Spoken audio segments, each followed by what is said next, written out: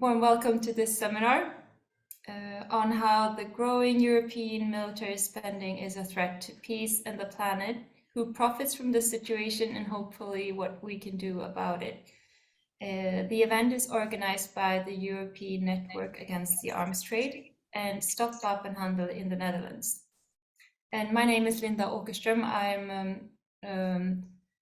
Head of Policy and Advocacy at Swedish Peace and Arbitration Society. And with me, I have a very competent panel consisting of Chloé, Meulewaeter, PhD student in social sciences at University of Granada and investigator at Centre Delás in Spain. Perlo Freeman, hopefully, a research coordinator at Campaign Against the Arms Trade in the UK. Laëtitia Sédou, EU project officer at European Network Against the Arms Trade, and Wendela de Vries, researcher and campaigner at Stop Wapenhandel in Netherlands, who also coordinates the International Working Group on Arms Militarization and the Climate Crisis. So the seminar is being recorded and it might be made available later online, we'll see. And one purpose of this event is to create space for discussion amongst you and the panel. So we are very much hoping for your contributing to this seminar later. And there will be time for questions and discussions after all presentations are done. So without further ado, I will give the floor to our first presenter, who is Chloé. Hi, everyone. Thank you very much for the invitation to participate to this webinar. So good afternoon. So today I wish to discuss that critical issue that lies in the intersection of military spending, arms trade and armed conflicts. Throughout my research, I have sought to contrast the theory of the military economic cycle empirically and draw conclusions regarding the factors that influence a state's decision to engage in military conflicts. So in the next few minutes, I will present the findings and implication of my thesis. And the main objective of my thesis was to read and interpret the vast amount of data available on military spending, arms trade and armed conflicts in order to understand the story behind these numbers. So by examining the relationships between these factors, I aim to shed light on the consequences of escalating arms exports, imports, and military spending. In 2021, global military spending reached a staggering $2.24 trillion. And the arms trade, fueled by enormous sums of money, plays a significant role in this equation. Simultaneously, the world witnessed 54 armed conflicts in 2019 alone. However, these numbers in isolation can be misleading and fail to provide a comprehensive understanding of the situation. It is only when we examine the interrelations between these data points that their true significance emerge. So to comprehend the underlying dynamics, my thesis employed the framework of the military economic cycle. It begins with military expenditure, and the cycle further encompasses military R&D, the growth of the military industry, and the arms trade. Ultimately, it perpetuates the need to renew arms, leading to the continuous approval of military defense budgets. I'm sorry you see the graph in Spanish. I just see it now. So my thesis was in Spanish, so but I think maybe you can understand it. So in order to assess the relationships and draw meaningful conclusions, my thesis employed a rigorous quantitative methodology. I performed panel data analysis using 3 statistical models: ordinary least squares, probit, and zero inflated ordered probit. The data that I utilized in the analysis were sourced from reputable institutions such as CIPRI, the UCDP, and the World Bank. This comprehensive approach allowed for a robust examination of the factors influencing military spending, arms trade, and armed conflicts. So let's now delve into the key findings of my thesis. Firstly, increases in global military spending are directly associated with an upsurge in the volume of global arms exports.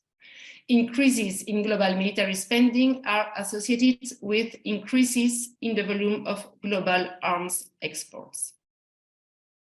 Additionally, we can see from OLS results that the higher a country's military expenditure, the higher its arms imports. Moreover, higher military spending increases the probability of a state's involvement in armed conflicts. And similarly, arms export and imports influence a state's participation in armed conflicts, as you can see from the estimation of marginal probabilities. And an important aspect of my research was investigating the specific damages to the environment associated with each step of the military economic cycle. The findings revealed that each stage has distinct environmental consequences. Firstly, increased military spending was found to be directly linked to higher greenhouse gas emissions. We can see it from the results of the OLS analysis. Furthermore, the process of military research and development, along with the production and utilization of weaponry, leads to the generation of toxic remnants of war. These toxic substances can contaminate ecosystems, pollute water sources, and have long-lasting detrimental effects on both human and environmental health. Additionally, the arms trade itself contributes to environmental degradation.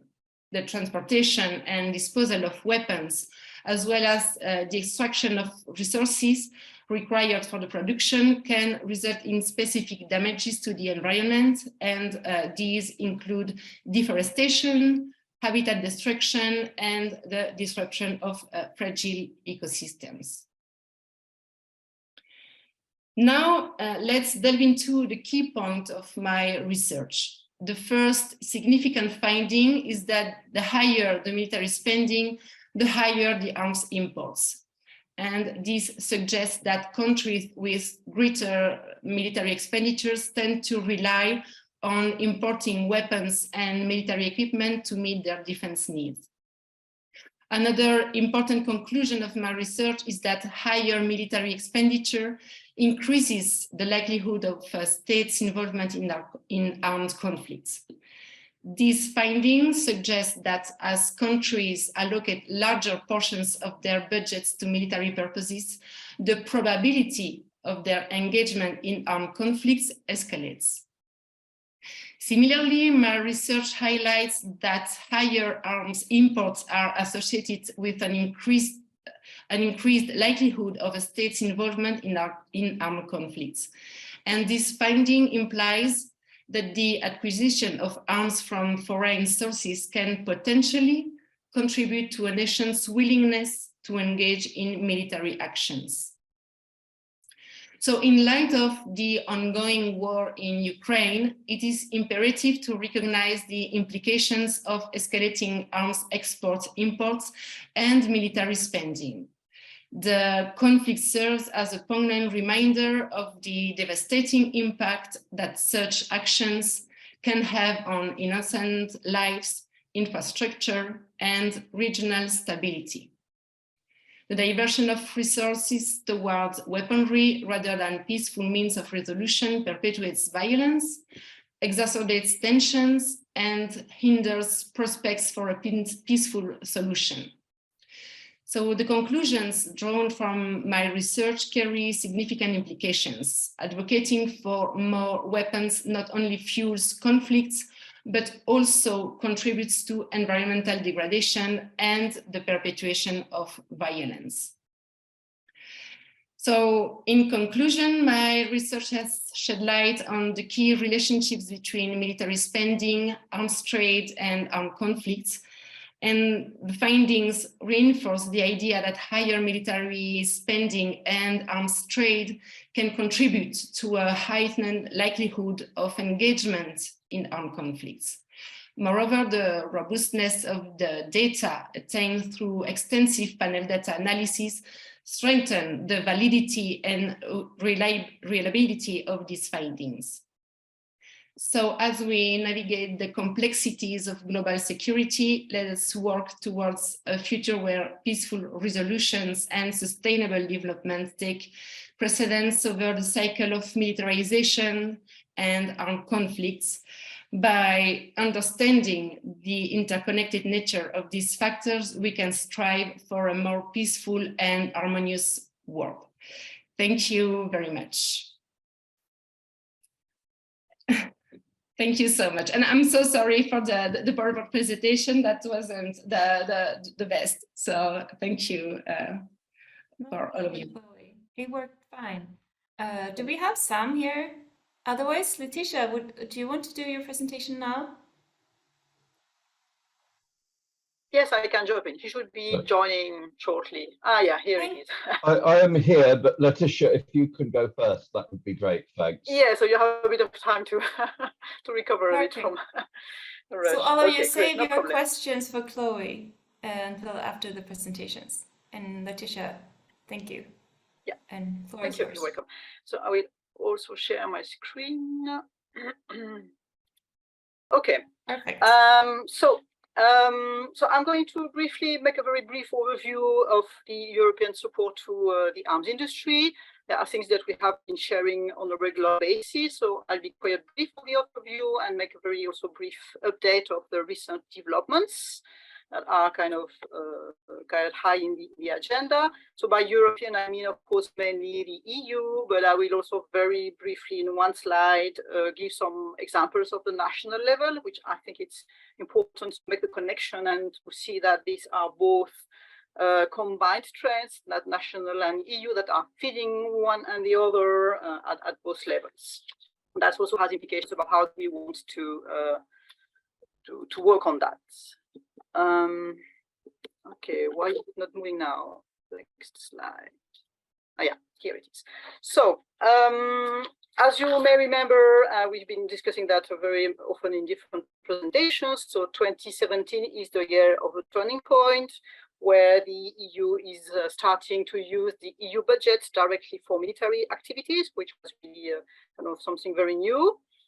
Starting with 2 pilot programs, and those 2 pilot programs led to the EU Defence Fund with 8 billion euros from 2021 to 2027 to develop the next generation of weaponry. So that's where we stand currently as the main funding. And we've been also regularly in our publications and presentations explaining that this European rearmament and funding for arms profits, of course, mainly to the main arms dealers. So we can see that in the pilot programs, 15 companies or research centers out of 427, just 15 of them got half of the budget of the money that was used under those 2 pilot programs. And regarding countries, of course, the 4 main military powers, France, Italy, Spain, and Germany, are getting almost 2/3 of the budget, and France on its own 1/4 of the budget. So that's pretty huge, and kind of, in a certain extent, confirming the trends, Chloé, that the more military power, the more money you get, and etc., and the more you produce. An important element is to understand is also to remind is that it was not only about specific funding for arms, but it's also about building synergies between the military and the civilian areas. So in 2017, also the European Commission developed all this idea of synergies, which in practice means that civilian funds are now largely accessible to the arms industry. And you can see here the different examples. I'm not going to go through it, but it's interesting to see that it ranges from helping the industry to get skilled workers, to green weapons, to accessing regional and social funds that are aimed to support local industries. So the wrap-up we have, and now to see what is coming in the next months. So we have this defense fund of 8 billion. We have these civil military synergies. We don't know how much money, because that will depend of the project chosen. under those different programs. And now we have also under a decision procedure going on at EU level, a so-called EDIRPA regulation, which is in fact funding to support the administrative costs of joint acquisition of military goods by consortium of at least 3 EU countries, and also other European countries that are not part of the EU may be able to join this kind of funding. And that's a budget of about 250 million, so not big per se, but another step towards more involvement of the EU budget into military-related activities. The other one which has been pretty high, I think, in the agenda in the last months is the one which is called ASAP, which is meaning to subsidize the companies for ramping up their ammunition production. Also derogating from social and environmental norms to a certain extent, but most importantly from our military spending point of view, here €500 million should be dedicated to this ramping up of ammunition production, half of it coming from the defense fund, and the other one coming from fresh money from margins of the EU budgets like the EDIRPA. So to a certain extent, diverting money that was not yet allocated could have gone to civilian and is now going to military if the decision is taken.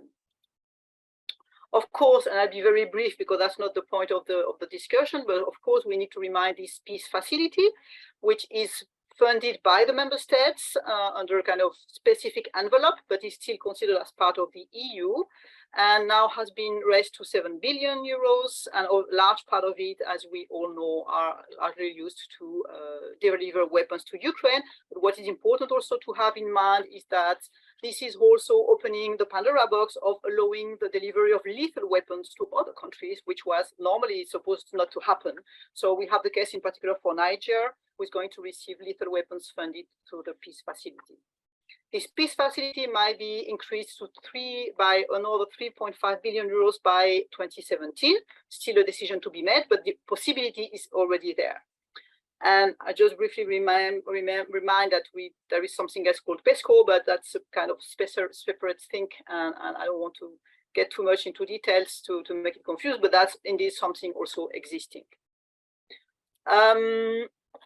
I think last points I want to make are first about how this may be impacting on arms exports. Although the Commission has no competence on this issue, the fact is, and I illustrated here with a number of quotes from different documents from the Commission, that all these initiatives are industry-driven, which means that they are pushing one way or another for lowering down the common denominator of exports of the common position, and really taking the lowest common denominator under always a competitiveness angle, not only within the EU, but also beyond in international markets. The other important element, of course, to remember is that despite what was claimed, that these initiatives were supposed to allow some form of savings regarding military spending, we are, on the contrary, going to an increase of the military spending both at EU level and at national level, with numerous calls at the level of the Parliament in particular for increasing further the budgets of the EU budget, the sharing going to military-related activities, but also the EU itself, though the EU, let's say, Foreign Affairs Minister, let's say, Josep Borrell, claiming that member states should continue to spend more and that defense starts with the industry. And it has also impact on, it can have impacts on the level at national level, where we see that Denmark joining the EU defense programs is not bringing savings because they are continuing to increase their military spending in a quite significant level.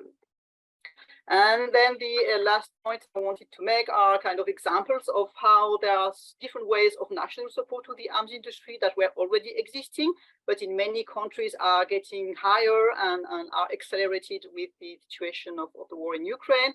We have examples that are going through extra special budgets to rearm, and that means buying then weapons to the arms industry, especially in Germany, of course, the special fund, which is a kind of special debt system.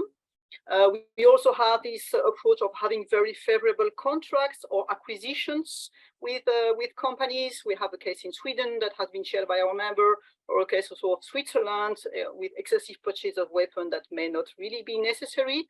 And I found interesting to conclude the French recent example with, in the defense bill, the proposal to create a personal reserve for the country's defense industry that would operate under a military statute. That means putting a workforce easily mobilized to the disposal of the arms industry in case of emergencies.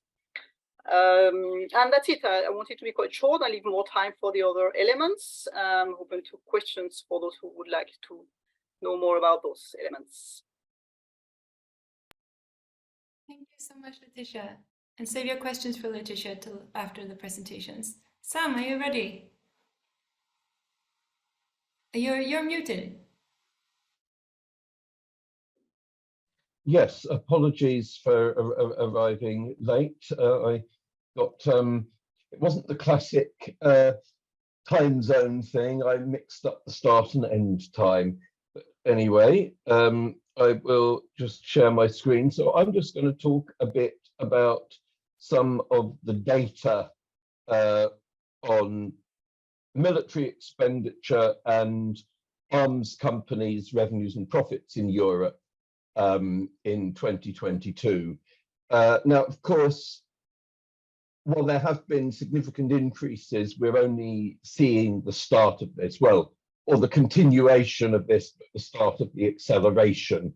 We've seen big announcements from like Germany that they're going to have this 100 billion euro fund to spend over however many years, that they're actually going to reach 2% of GDP that NATO requires, which I had previously thought would maybe happen on the 12th of never. And other countries like Italy are also, other major countries are also saying, yes, we are going to make 2% of GDP when they've been well below that in the past. Sweden is aiming for it. So the increases have started, but there is, unless something major changes, a lot more to go. Can you see my screen, by the way? Yes, we can see it, but can you enlarge it? Like full screen? Yes, let's do the, there, can you see Perfect, that thanks. now? Yeah, that's perfect. Okay, so coming on to the data, can you see it properly there, or is the Zoom thing getting in the way, which it is for me? We can see it. It's great. Good. The total, so I worked out using the CIPRI data, the total military expenditure of all the European countries that are in either the EU and or NATO. As really, especially with the Ukraine war, the EU is becoming, as Laëtitia said, much more of a military actor. EU and NATO are both clearly allied against Russia. So it makes sense to consider all of these countries together. So the total figure in 2022 was, according to CIPRI, was $346 billion. And if we compare that with Russia at 86.4 billion, it's almost exactly 4 times as much.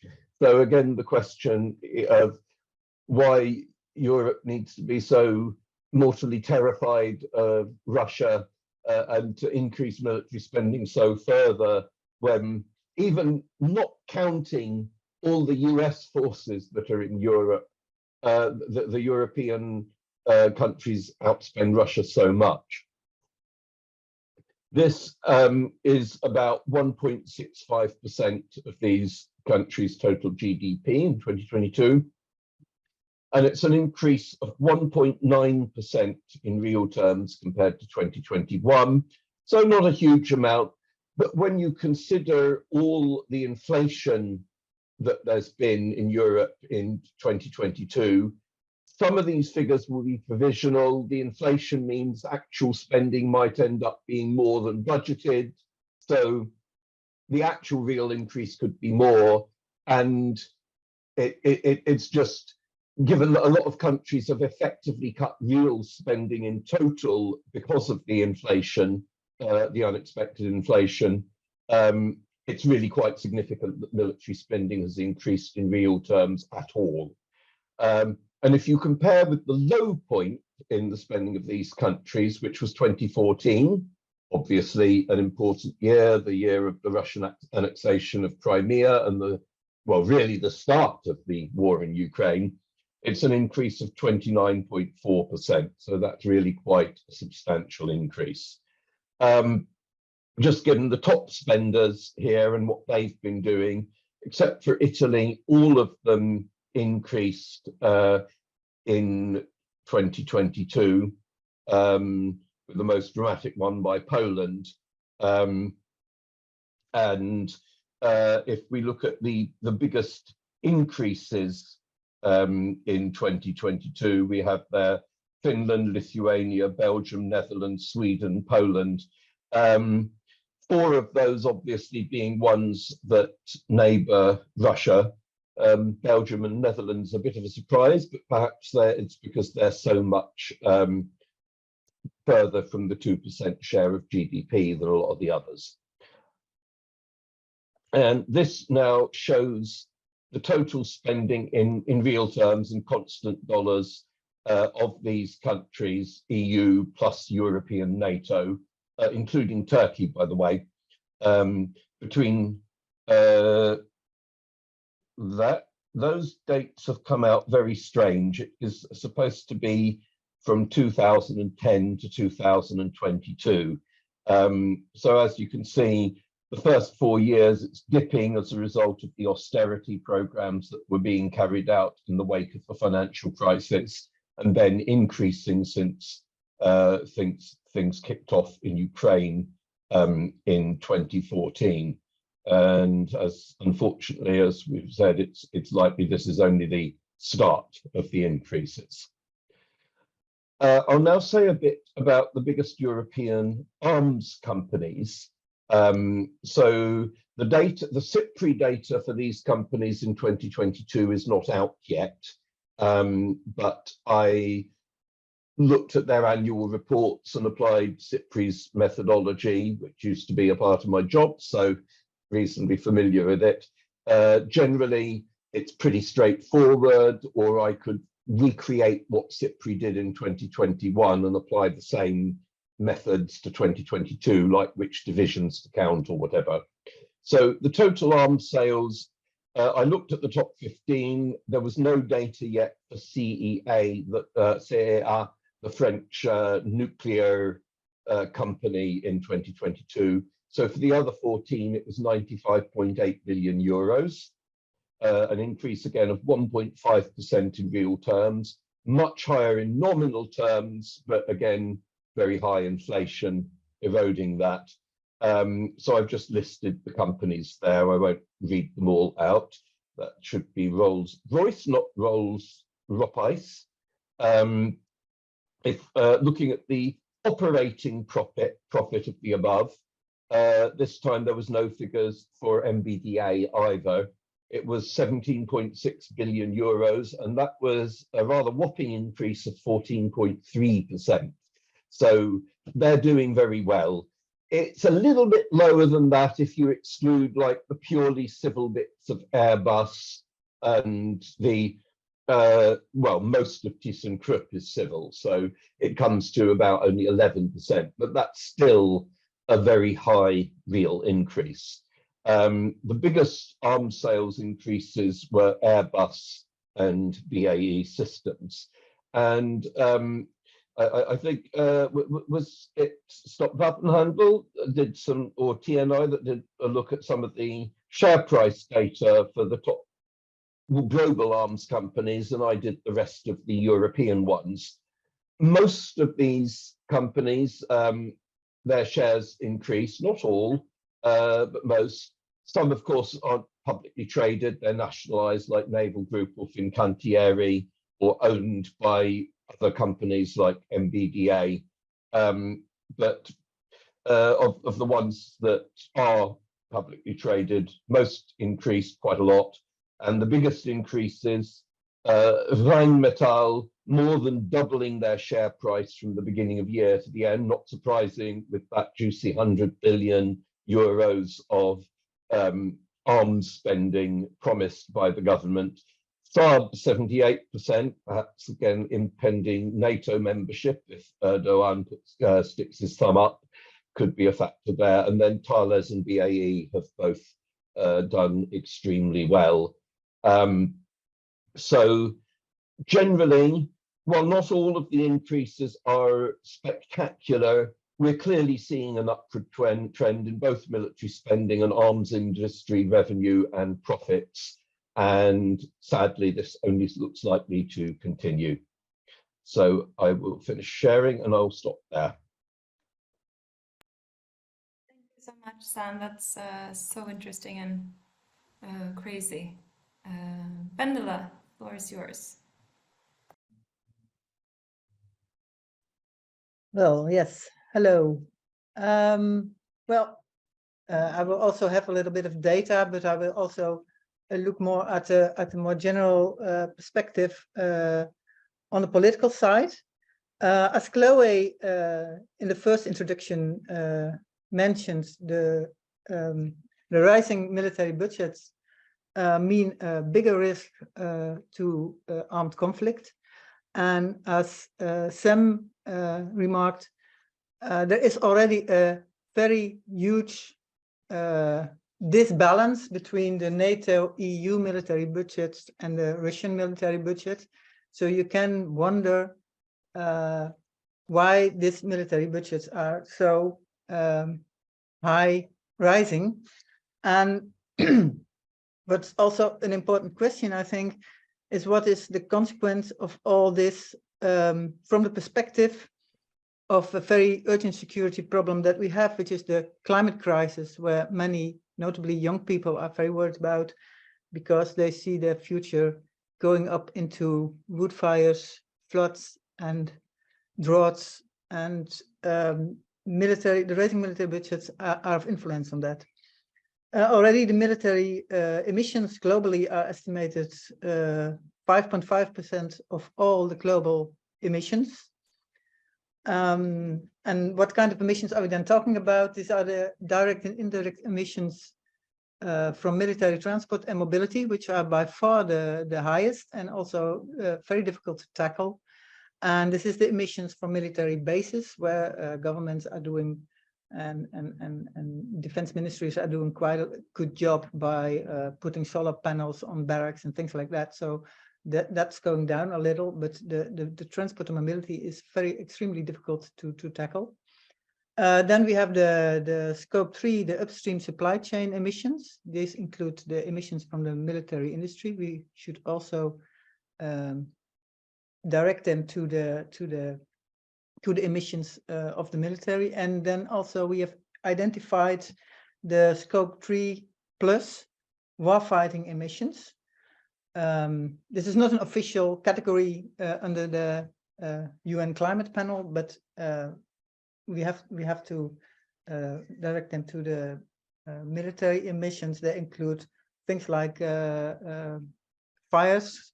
You remember the oil wells burning in Iraq war, maybe, or the damage to ecosystems, or post-conflict reconstruction, including immense use of concrete, which is very polluting material. And rising military budgets also means that we are buying a lot of new weapon systems, which are more polluting than the ones we have. Like the F-35, it's much more polluting than the F-16s, which it is replacing in many countries. And these new weapon systems, they will be with us for the next 30, 40 years. That's the lifespan of a big weapon system. So the military is locking itself into systems which are very, very polluting. And it's a bit of the same problem with the civil transport and mobility. There is no serious alternative for these propulsion fuels, unlike the suggestion that is done on this photo by the UK Ministry of Defense, that the fighter planes can be sustainable. It's just not true. That this is greenwash. There's no technology available for transport fuel at the scale of the demand, the growing demand that we see. And at least there is no technology available as quick as we need it, because the climate crisis is now, and we have to reduce military emissions now. This is contrary to what's going on now. The growing military budgets are making more military emissions. And in fact, the only way to reduce military emissions is to degrow the military. Another problem is that the money is going the wrong way. The money is going to the wrong kind of security because it is going to military security at the cost of everything else, including climate finance. So from our research, we found that the top 10 military spenders, of the top 10 military spenders, 7 are also in the top 10 of global greenhouse gas emitters. The Annex II countries, which are the most industrialized countries, have a responsibility to transfer money to the most vulnerable countries in the global south that are the biggest victims of the climate change. And under the Paris Climate Treaty, they have the obligation to transfer $100 billion annually to the most vulnerable countries, but this is not happening at all. According to research, only about 70% of the promised money is really going to the global south. And most of this money is not really climate finance. It is often loans instead of grants, or it's not really connected to climate at all. It's just money that was going to the south anyway. So although the military spending has been passing the $2,000 billion annually, the rich countries cannot find the money to help the people in the south that are most affected by the climate crisis. Annex II countries spend 30 times more on the military than on climate finance. And this military budget is growing. And the Western military policies are all about protecting an unsustainable economic system. At this moment, Western militaries are escalating tensions, like in the war in Ukraine, where there's no de-escalation policy in place at all. And they are fostering economic competitions, like in relation to China, and this confrontation policy is even more dangerous because we want to stop the climate crisis, and then we need international cooperation, not competition. Europe does not need to be a military superpower. I think we are a strong continent. Our strength is that we work together, and we have done that since 1958. This is not going perfect. It has a lot of problems, but it still works, and it's the thing we should foster. We should not foster our military abilities. This experience of working together with different nations is what we need if we want to bring real security. We have to redefine security. Security is not military security. Military force will not bring us peace. It is protecting the power of the rich countries and the most rich companies. And we have to live together on this planet. We need another kind of security, and we need to degrow the military to bring this security around. Thank you.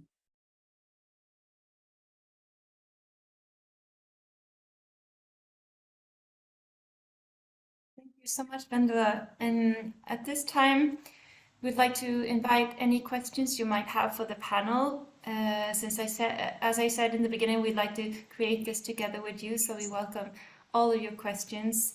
And after questions, we'll have even more time for discussion. But is there any questions for the speaker? Please raise your hands. And if you'd like to, you can also write in the chat, and Laëtitia is going to help me keep track on any questions that will appear in the chat room.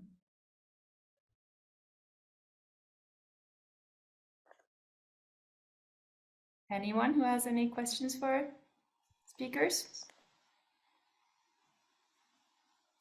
Wendela?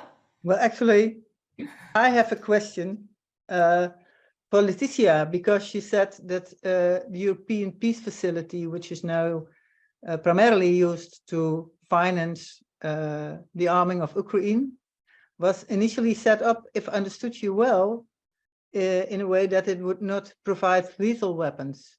But when I understood you correctly, this is changed now due to the situation in Ukraine, and the ban on financing lethal weapons to non-European countries has gone off. Is that correct? Did I understand you correct?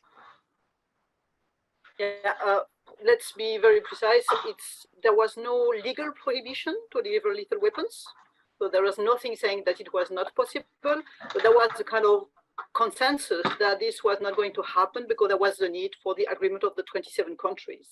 So of course, it was still a bit of a kind of hypocritical or cynical that the door is open for it, but we don't really want to do it. But in order to get the deal done, we just left it like of not really defined. But there was really at the very beginning, before 2021, this idea that, well, anyway, delivering lethal weapons, we will never get agreement from all countries because that's really a kind of huge step for the EU. And the situation in Ukraine made it much more easy to do it. So now it's kind of normal, let's say, instead of being a kind of exception that would need the agreement of everybody, it's more kind of something normal where some countries would maybe just abstain, but not opposed to the fact of delivering weapons. So it's more like it has really pushed the possibility away, but there was no legal prohibition right from the beginning.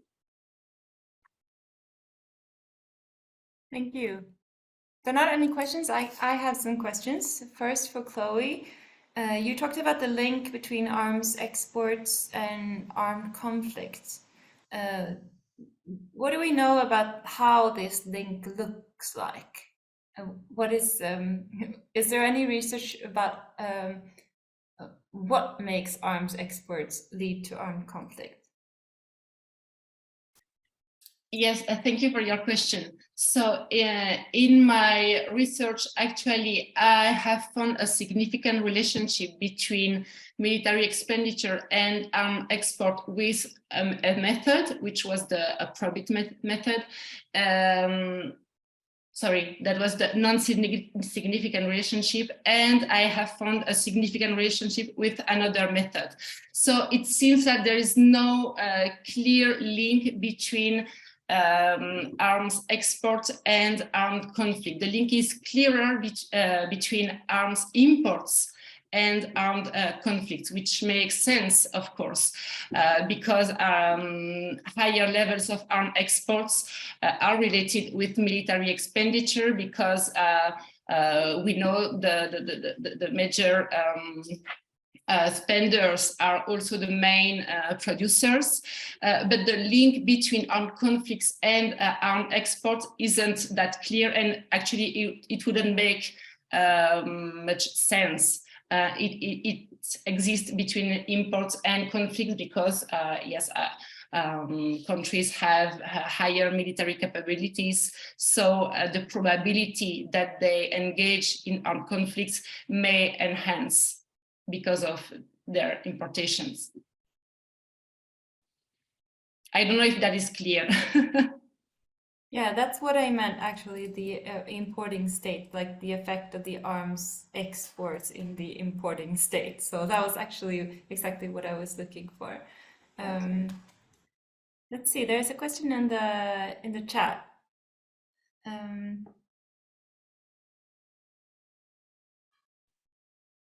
I haven't seen any questions. A remark that such amounts of state funding for military arms are being granted indicates that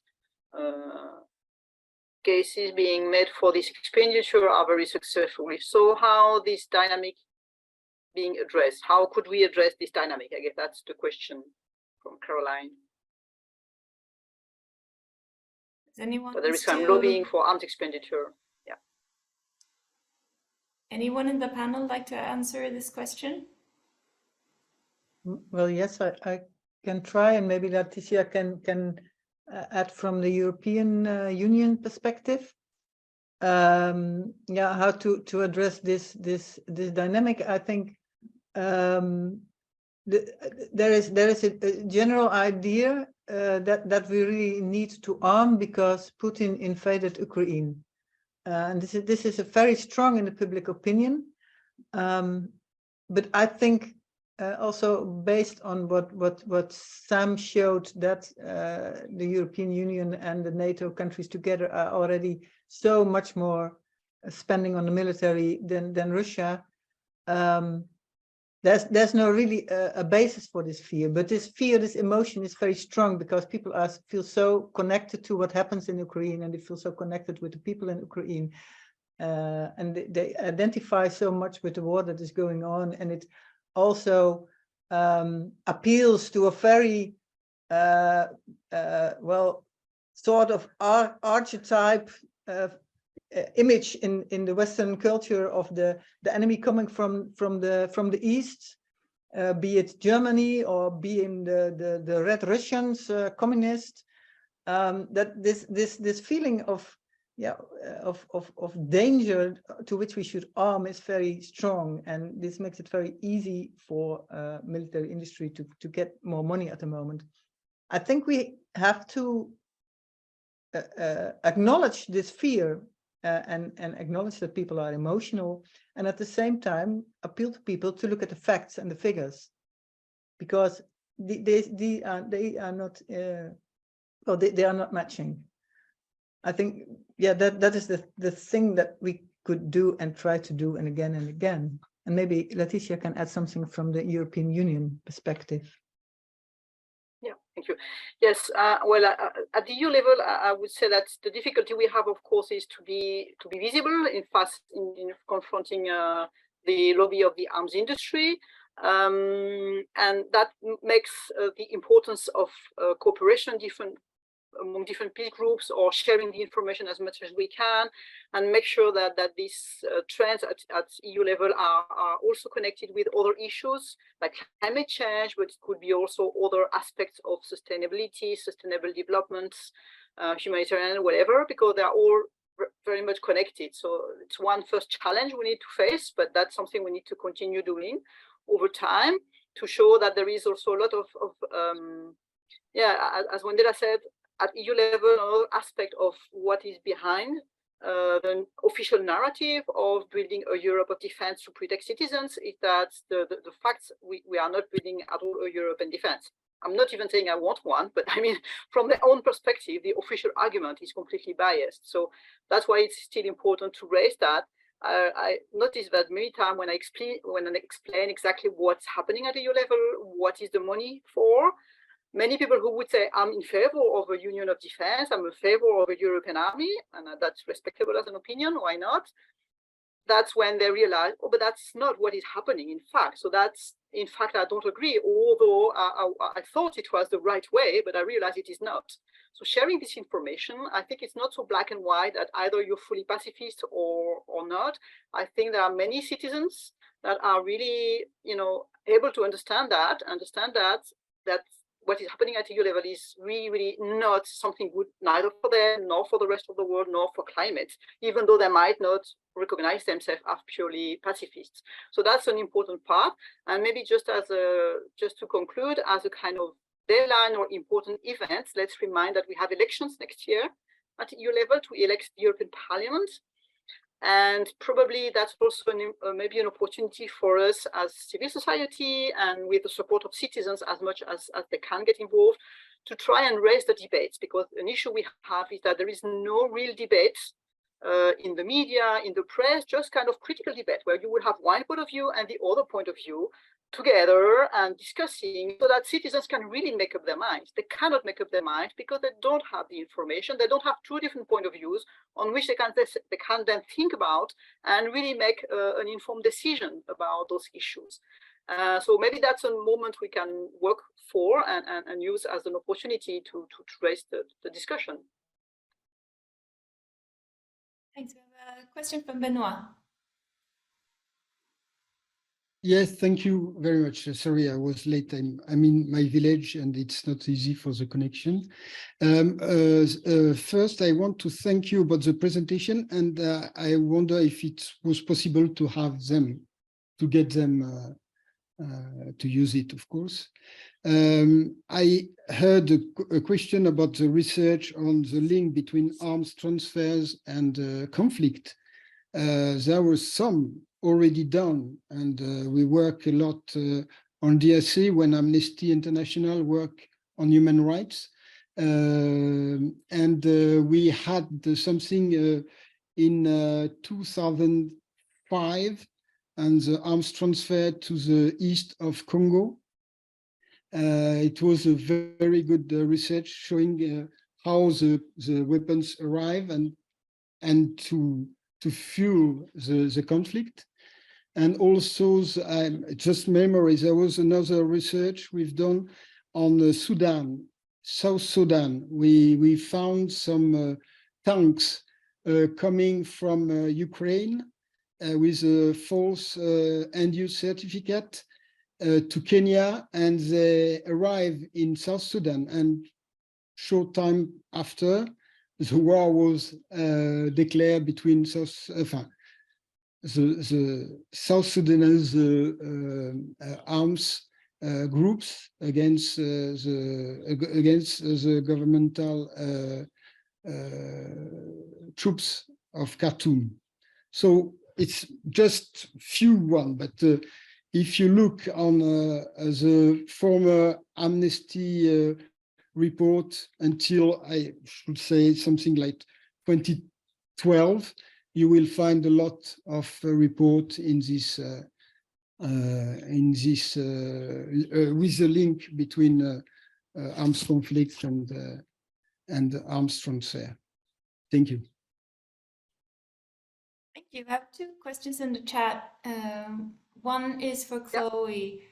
Which method could help us to distinguish the relation between armed conflict related to official state imports, expenditures, and unofficial, for example, private militias, civil fighters, and so on? Yes, thank you. Yes, there we would have a problem because of the lack of data from unofficial actors.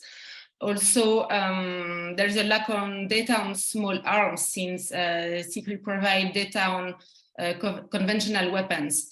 So I think that in those cases, it would be more useful to perform qualitative analysis. For example, case studies or interviews, expert analysis. Because of the lack of data, we cannot make a quantitative analysis on that matter. So yes, that, of course, it's a very good question, because not only states are major actors in armed conflicts, but it is quite difficult because of the lack of data. And another question, I think to Wendela, but to others perhaps also. How would you assess the chances of military emissions being included in the UN climate protocols? Shall I start to answer that then?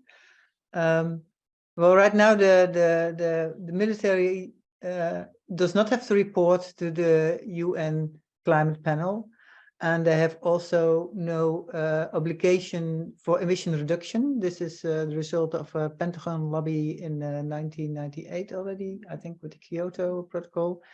So it is also, when we talk about military emissions, it's always estimates, because, well, there are no figures, there are no data. And some people are there are groups campaigning for the publication of these data by the military. And I think this is a good thing for awareness raising, and also for researchers, it's very interesting. But I think having the data and having the data in the climate reportings doesn't really make a difference. I mean, it's the data we need, and we need to know how much it is. But the thing is that we are in a hurry. We are under time pressure. The climate is falling apart. The biodiversity is falling apart. So I think what I think is a more a better way of addressing this issue and campaigning on this issue is to ask your national militaries what they are going to do about climate change, because in many countries, ministries of defense have some obligation, some climate obligation officially, and they are writing some national reports on it. But when you look at what they are concretely doing, it's all greenwash. It's not working. So I think it's better to put the actual things that are actually happening in the spotlight than to try to go to this whole high up process in the United Nations.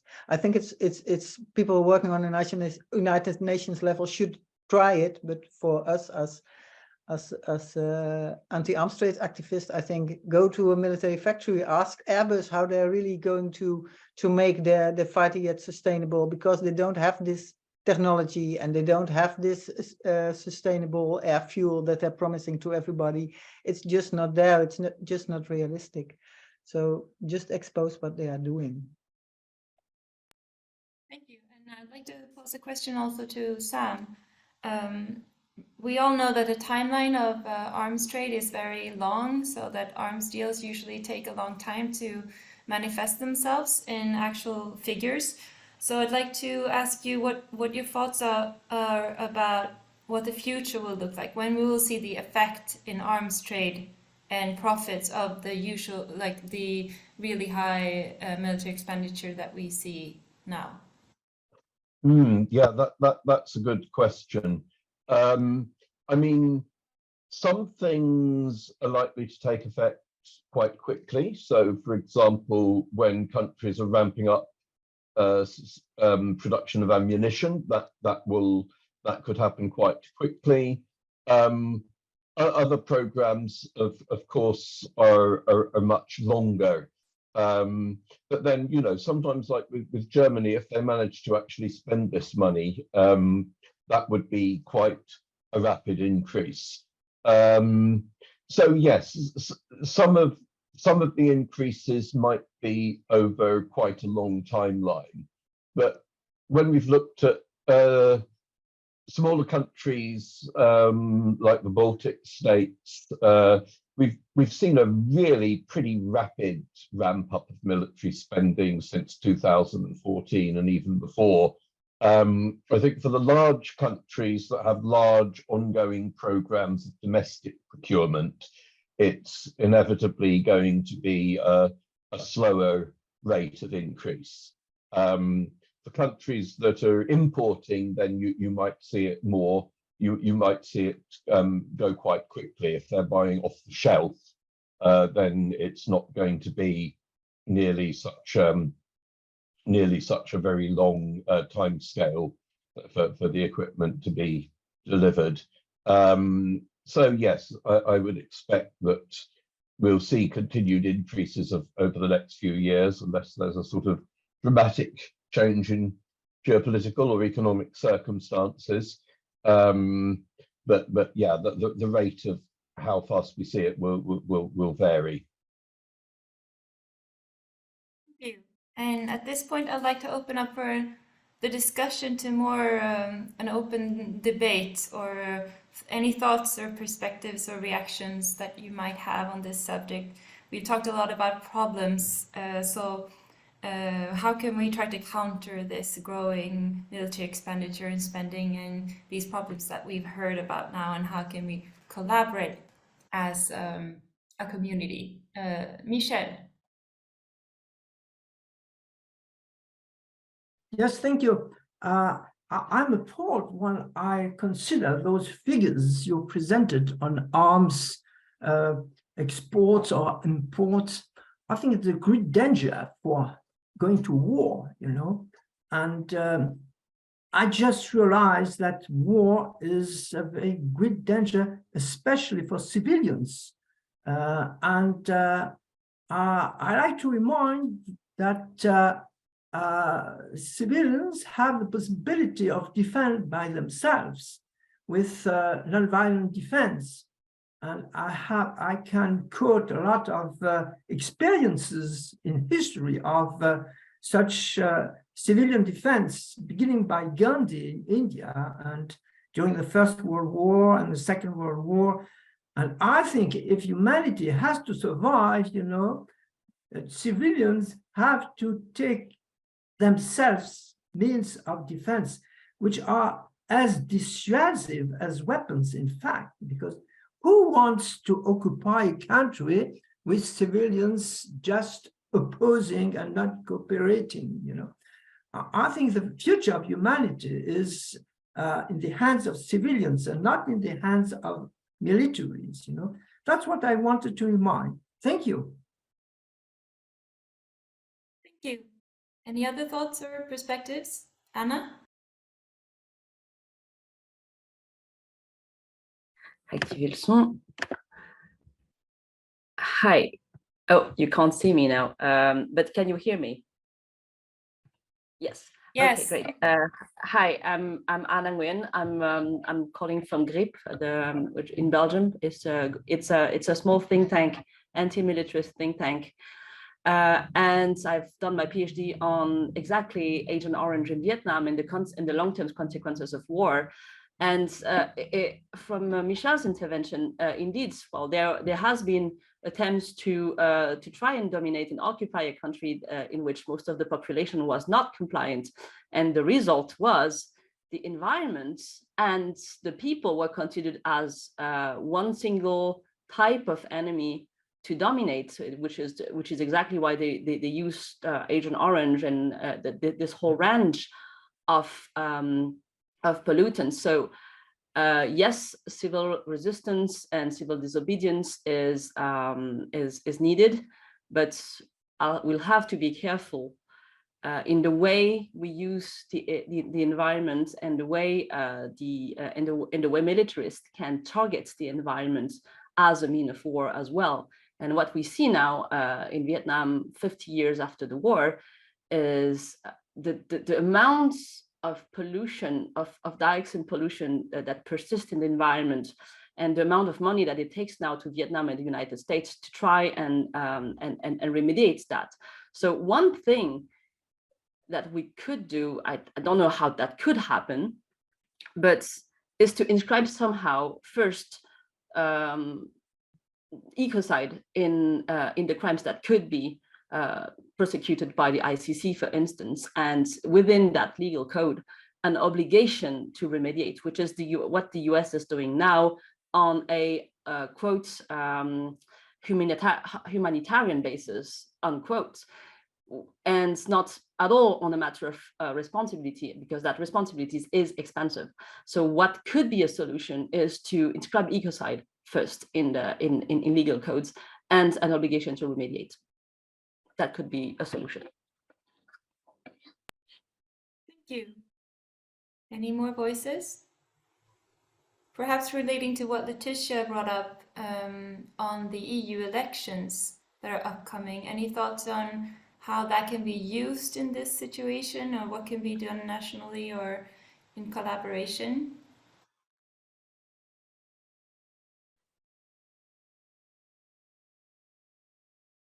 Laëtitia? Well, in fact, I didn't want to speak about the EU elections. It was more connected to what was said before. I mean, it's just kind of examples that came to my mind, which I'm not involved in, but I find are interesting, about this civilian kind of way of non-violence defense and resistance. What, of course, we should try to do, I think, is to do it now. We are still lucky enough not to be at war yet in France, in Belgium, in the EU. And of course, the idea with that we should not have to use it during wartime, but we could use it today. And there are countries, depending on where you are based or where you work from, and I think even from very different sectors, things could be done. Like I know that I think in Spain, for example, they have a very strong campaign about don't bank on bombs, which is putting a lot of pressure on banks so that they don't fund the arms industry. So it means that as a simple citizen, by acting regularly towards your own bank and joining these kind of actions or developing one in your own country if there is none, these are elements which are very, very important, because this question of accessing funding, accessing private financing is an important one. There is a strong lobby and campaigning from the arms industry to have a very wide access to all kinds of private funding, sustainable finance, everything. So countering that would be very important. Another way, in countries where it is allowed, and I confess that I even don't know if it's possible in Belgium, I was asked about it and I said, I never checked it. In some countries, you can decide that your tax should not go to the military expenses.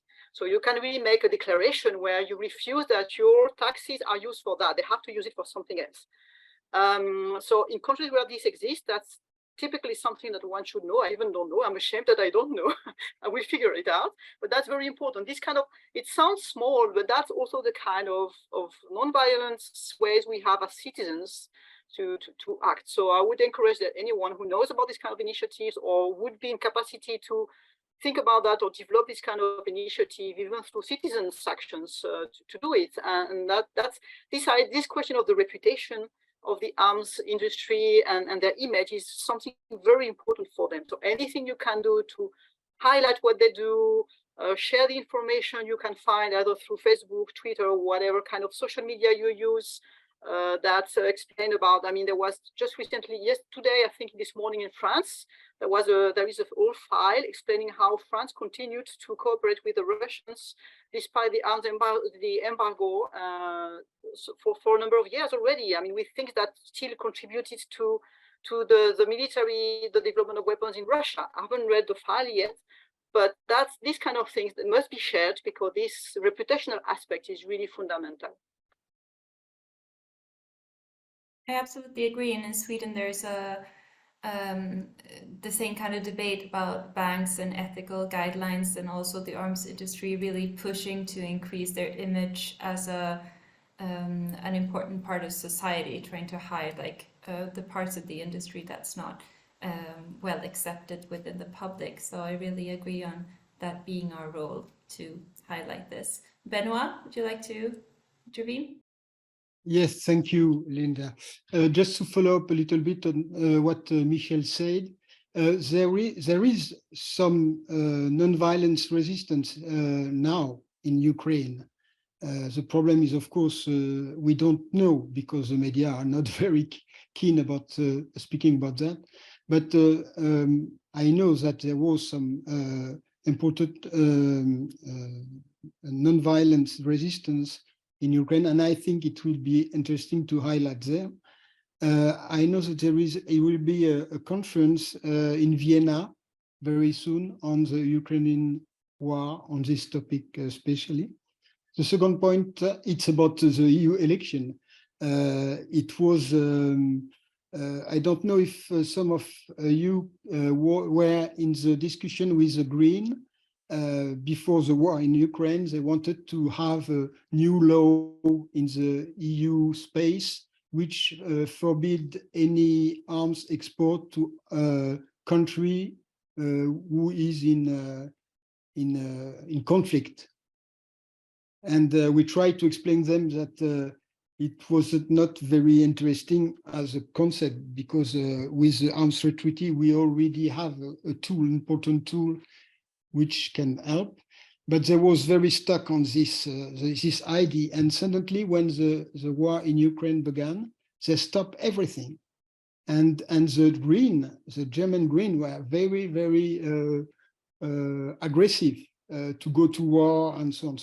So I think that it will be great for those who are in Brussels to try to have a meeting with the Green and to try to have a discussion with them, because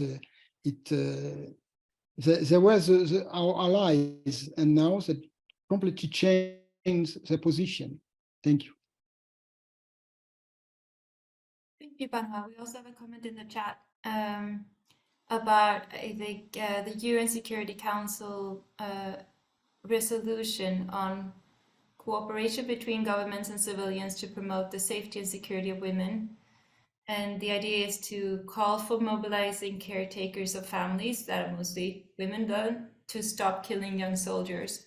And I think just as a parallel, my organization has worked with mothers in Russia organizing to oppose killings and disappearances in, for example, the Chechen War. And there's also a big movement in Sweden, I think, perhaps in other countries also, like women and mothers uniting against climate change for the sake of children.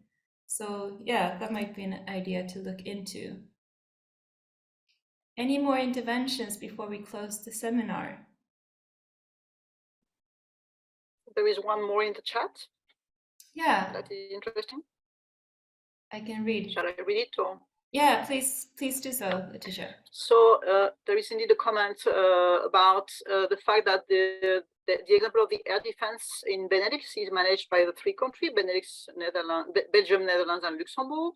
So the first question is whether there are other defense topics where weapons or or policies are managed at regional level among some EU countries, and a proposal that maybe campaigning could also be led by civil society around conflict mitigation, organized also at regional, let's say, between a few number of countries and not directly at EU scale, which is sometimes complicated to organize. And then a sub-question to you, Benoit, how to explain the green position? Maybe as I have to, I will go very quickly. But I don't know whether there are other topics about that. Maybe just about what Benoit said. I think that's the idea they had to make the common position as a directive, which indeed makes it then really compulsory, and then controlled by the Court of Justice, the European Court of Justice, which is not the case of the common position. I think they have abandoned it probably not only because of the war in Ukraine and the change of position, but also because there was absolutely no appetite, I think, both from the member states, because they don't want the common position to become compulsory and be controlled by the Commission and the European Court. And for civil society, there was also the fear that if there was new negotiation, then the text would be really changed and made much more weaker, because as currently as it stands, member states would not accept to make it a directive, just copy-pasting the same text. But probably that the context of the war in Ukraine has changed, and we are now participating very informally into discussions. They have to define their new program for the elections. A lot of NGOs have been consulted. It's not something very kind of secretive or whatever. So we are pushing. We are trying to push for a much stronger position on peace-related issues, because they are pretty weak indeed for the time being. Sorry for being long. Benoit, do you want to add something before we close? Yes. No, thank you. Thank you very much. Okay, then that's our time for the seminar. Michel, do you want to add something really quickly? Yes, thank you. I'm very astonished that German Greens are in favor of exporting weapons to Ukraine, because I'm so keen to listen to what German Greens have used non-violence against the mines, coal mines, and against nuclear transportation. And so they are very used to use non-violence. So I'm astonished that they don't think of alternative to war by non-violent civilian defense. I just want to know why they take this position. Thank you. Okay, so we might have to close up. So thank you, everyone. Thanks, organizers and panelists. Special thanks to Sam. I know I stepped in during your vacation. Thanks for that. And to all who have participated.